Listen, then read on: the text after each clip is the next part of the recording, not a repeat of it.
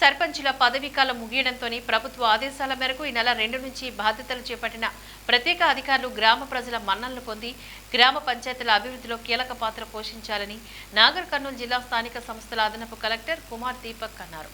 జిల్లా కేంద్రంలో జిల్లా ప్రజా పరిషత్ కార్యాలయ భవన సమావేశ మందిరంలో జిల్లా పంచాయతీ అధికారి కృష్ణ, జిల్లా పరిషత్ ముఖ్య కార్యనిర్వహణాధికారిని ఉషా, డిఆర్డీఏ ఎడి నరసింగరావులతో కలిసి గ్రామ పంచాయతీ ప్రత్యేక అధికారుల ఒక్కరోజు శిక్షణ కార్యక్రమాన్ని నిర్వహించారు.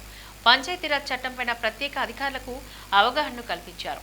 ఈ సందర్భంగా జిల్లా అదనపు కలెక్టర్ కుమార్ దీపక్ మాట్లాడుతూ విధులు కేటాయించబడిన ప్రత్యేక అధికారులు గ్రామ ప్రజల మన్ననలు పొందుతూ జవాబుదారీతనంతో వ్యవహరించాలని, నూతన పంచాయతీరాజ్ చట్టాలపైన పూర్తి అవగాహన కలిగి ఉండాలని సూచించారు.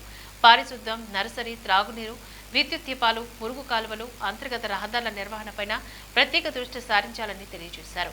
పంచాయతీ ఎన్నికలు జరిగే వరకు ప్రత్యేక అధికారులు, తహసీల్దార్లు, ఇంజనీరింగ్ విభాగపు అధికారులు, పంచాయతీ కార్యదర్శులు సమన్వయంతో గ్రామ పంచాయతీల అభివృద్ధికి చర్యలు తీసుకోవాలని హితో పలికారు.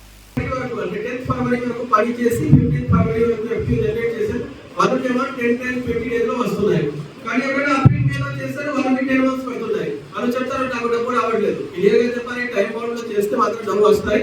లేదంటే మీ లిస్ట్ మీద పని చేయండి.